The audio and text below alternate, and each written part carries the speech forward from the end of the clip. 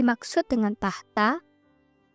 Arti harafiahnya adalah kursi raja, namun tahta bisa berarti posisi atau kedudukan. Kabarnya, salah seorang raja Arab Saudi sampai bawa kursinya waktu kunjungan kenegaraan ke Indonesia. Pasti kursi istimewa dan mahal. Mencapai 17 miliar. Wow, berarti rakyat biasa tidak boleh duduk di sana. Mama jadi tertarik membicarakan tahta anugerah Allah. Ini pasti lebih spesial. Siapa boleh berdiam di sana? Tahta anugerah Allah adalah tempat perlindungan yang pasti dan indah saat kesesakan. Berharap tahta anugerah Allah tersedia buat umatnya yang melewati kesulitan dalam perjalanan dunia ini. Benar. Bisa kita nikmati lewat firman-Nya yang hari ini masih melanjutkan Kristus tetap terhubung dengan kehidupan di dunia ini setelah kebangkitannya. Shalom anak-anak sekalian, bersyukur hari ini kita masih ada kesempatan untuk belajar kebenaran firman Tuhan. Yuk kita sama-sama berdoa terlebih dahulu. Bapa di surga, kami berterima kasih kalau hari demi hari Tuhan sudah menolong kami untuk kami boleh ada dalam dunia ini dan kami boleh dikasihi oleh Tuhan. Tuhan tolong supaya apa yang kami dapatkan melalui pemberitaan firman Tuhan menolong kami semakin bertumbuh di dalam percaya kami, iman kami kepada Engkau. Tuhan, tolong kami juga yang akan menyampaikan kebenaran firman-Mu pakai mulut lidah kami, supaya dengan pertolongan Roh Kudus kami boleh menuturkannya dengan benar. Dalam nama Tuhan Yesus kami berdoa. Amin. Anak-anak yang dikasihi Tuhan Yesus Kristus, pada waktu murid-murid ada di Danau Galilea, mereka mengalami keadaan yang letih lesu. Mereka lapar, mereka kedinginan. Tapi Tuhan Yesus sudah menyediakan ikan dan roti yang ada di atas panggangan. Dan saat itu Tuhan Yesus mempersilahkan untuk murid-muridnya duduk di sekitarnya. Mungkin melingkarkah, tapi disitulah menjadi satu kesempatan, satu persekutuan yang indah antara Tuhan Yesus dengan murid-muridnya, antara Tuhan Yesus dengan anak-anaknya. Mereka berdialog macam-macam mungkin di situ. Tetapi di tengah-tengah percakapan itu Tuhan Yesus mempersilahkan murid-muridnya, mengundang murid-muridnya dengan mengatakan, marilah sarapanlah. Hal ini mengingatkan pada kita satu perkataan Tuhan Yesus demikian. Marilah kepadaku semua yang letih lesu dan berbeban berat, aku akan memberikan kelegaan kepadamu. Bukankah hal ini mempunyai kemiripan dengan apa yang Tuhan Yesus pernah ucapkan? Tuhan Yesus mengundang murid-muridnya untuk menikmati sarapan. Dan memang murid-murid saat itu adalah murid-murid yang sedang letih lesu. Dan Tuhan Yesus memberikan kesempatan untuk sarapan. Yang kedua, saat itu Tuhan Yesus bangkit, berdiri maju ke depan, mengambil roti dan membagi-bagikan kepada para muridnya. Dan juga ikan itu dibagikan kepada muridnya. Wah, ini sudah juga mengingatkan pada kita. Tuhan Yesus pernah berkata bahwa anak manusia datang bukan untuk dilayani, tetapi untuk melayani. Kita bersyukur bahwa Tuhan yang bangkit, Yesus yang sudah dimuliakan oleh Bapa di surga, Dia tetap mau melayani murid-muridnya. Dia juga mau tetap melayani anak-anaknya. Ini sudah satu hal yang sangat indah. Anak-anak yang dikasih Tuhan, setelah murid-murid ini dikenyangkan secara rohaninya, dikenyangkan secara jasmaninya, maka Tuhan Yesus bertanya kepada Simon Petrus bukan dengan cara menyendiri, tetapi dengan cara ada di hadapan para murid-murid yang lain. Mengapa Tuhan Yesus melakukan cara seperti itu?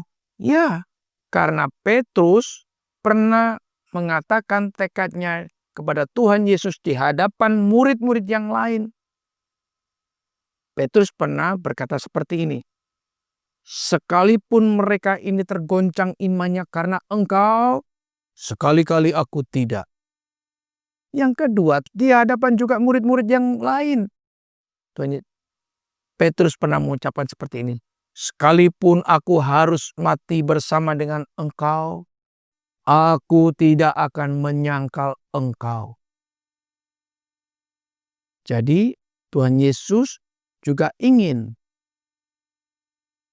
bahwa Petrus menyatakan kasihnya kepada Tuhan Yesus di hadapan banyak murid yang lain. Tuhan Yesus bertanya kepada Petrus, "Hai Simon, anak Yohanes, apakah engkau mengasihi aku lebih dari hal-hal ini?" Itu terjemahan yang tepat ya. Atau bisa juga diterjemahkan, apakah engkau mengasihi aku lebih daripada mereka ini mengasihi aku? Apa yang dimaksud dengan hal-hal ini? Hal-hal ini bisa jadi pekerjaan Simon yang telah dilimpahi oleh Tuhan berkat yang besar. Dan Tuhan juga bertanya, apakah kasihnya Simon ini lebih besar daripada kasih murid-murid yang lain kepada Tuhan Yesus Kristus? Simon menjawab, "Ya Tuhan, engkau tahu aku mengasihi engkau." Tuhan Yesus menjawab, "Gembalakanlah domba-dombaku." Tuhan Yesus bertanya lagi, "Hai Simon, anak Yohanes, apakah engkau mengasihi aku?" Simon menjawab, "Ya Tuhan, engkau tahu aku mengasihi engkau." "Gembalakanlah domba-dombaku." Demikian kata Yesus. Untuk yang ketiga kalinya Tuhan Yesus bertanya lagi, "Hai Simon anak Yohanes, apakah engkau mengasihi aku?" Pada pertanyaan yang ketiga ini, Simon menjadi sedih. Kenapa Simon menjadi sedih? Karena Simon ingat bahwa tiga pertanyaan Tuhan Yesus ini ada kaitannya yang sangat erat dengan waktu Simon Petrus menyangkal Tuhan Yesus ketika Tuhan Yesus sedang diadili di hadapan mahkamah agama orang-orang Yahudi. Jadi kesedihan Petrus bukan karena jengkel, aduh kenapa sih Tuhan tanya lagi. Bukan itu. Tapi karena Simon sangat ingat bahwa dirinya pernah menyangkal Tuhan Yesus 3 kali. Dan Simon menjawab, "Ya Tuhan, engkau tahu segala sesuatu. Dan engkau tahu bahwa aku mengasihi engkau." Tuhan Yesus mengatakan kembali, "Gembalakanlah domba-dombaku." Anak-anak yang dikasihi Tuhan, kalau Tuhan Yesus bertanya sebanyak 3 kali, bukan saja masalahnya itu berkait dengan penyangkalan Petrus kepada Tuhan Yesus, tapi Tuhan Yesus juga menginginkan bahwa kasih yang diberikan oleh Simon Petrus kepada Tuhan Yesus adalah kasih yang sudah dimurnikan, kasih yang sudah teruji, sehingga Simon Petrus layak untuk menggembalakan domba-domba milik Tuhan Yesus. Anak-anak yang dikasihi Tuhan Yesus Kristus, sekalipun Simon pernah gagal di dalam mengasihi Tuhan Yesus dengan cara menyangkal 3 kali terhadap Tuhan Yesus, tapi Tuhan Yesus tetap mengasihi dan mau merangkul Simon Petrus untuk menjadi gembala bagi domba-domba Tuhan Yesus. Tuhan Yesus tidak menjadikan kegagalan Simon membatalkan Simon untuk menjadi gembala. Tidak. Justru melalui kegagalan itu Tuhan Yesus mau kegagalannya menjadi cermin untuk dia maju ke depan menjadi gembala yang dipercayakan oleh Tuhan Yesus untuk menggembalakan domba-dombanya. Anak-anak yang dikasihi Tuhan Yesus Kristus, kalau Tuhan mengatakan gembalakanlah domba-dombaku, karena Simon pernah diberikan pernyataan, engkau sekarang bukan menjadi penjala ikan, tapi engkau menjadi penjala manusia. Setiap manusia yang telah bertobat dan menjadi percaya kepada Tuhan Yesus Kristus menjadi Allah Tuhan satu-satunya dalam hidupnya dan juru selamat satu-satunya dalam hidupnya. Mereka adalah domba-domba milik Tuhan Yesus. Dan Simon mempunyai kewajiban untuk mengembalakan domba-domba milik Tuhan. Apakah hanya Simon? Tidak. Setiap murid yang saat itu mendengar juga mempunyai tugas yang sama. Mereka harus mengembalakan setiap domba milik daripada Tuhan Yesus Kristus. Tetapi menjadi gembala bukan semaunya sendiri. Menjadi gembala domba dari milik Tuhan Yesus. Bukan dengan cara-caranya sendiri. Bukan dengan mau-maunya sendiri. Bukan dengan kesenangannya sendiri.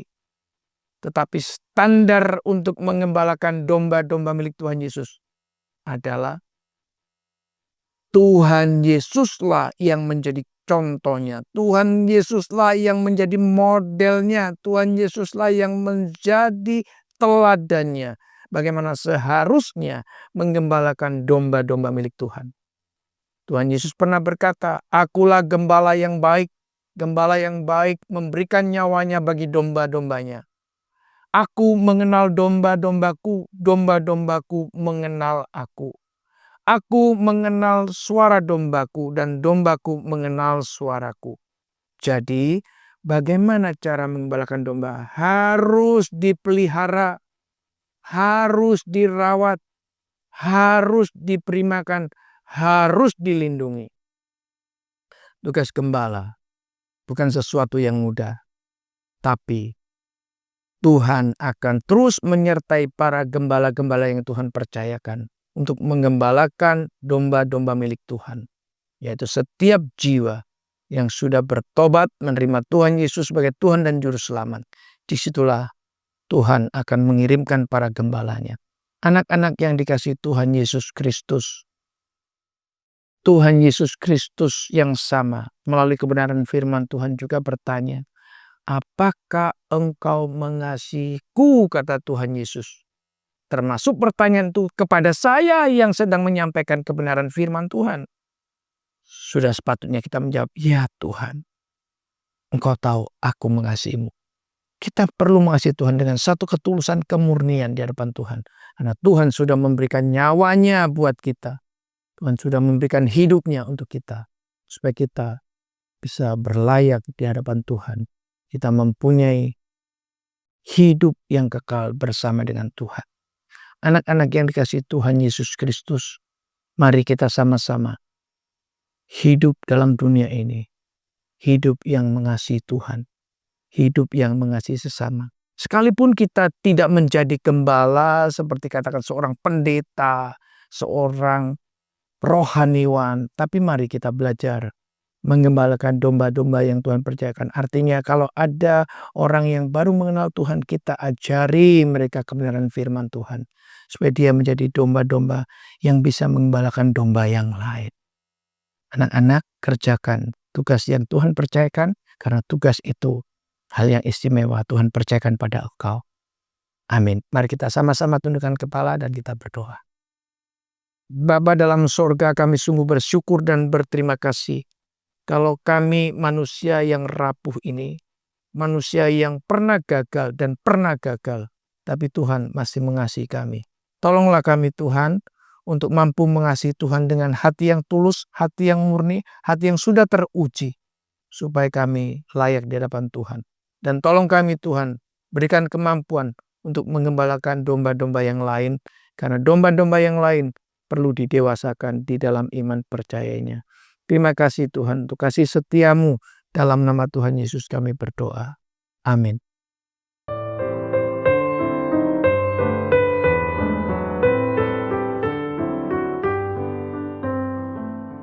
Kira bayangkan perasaan Petrus yang sangat tidak enak.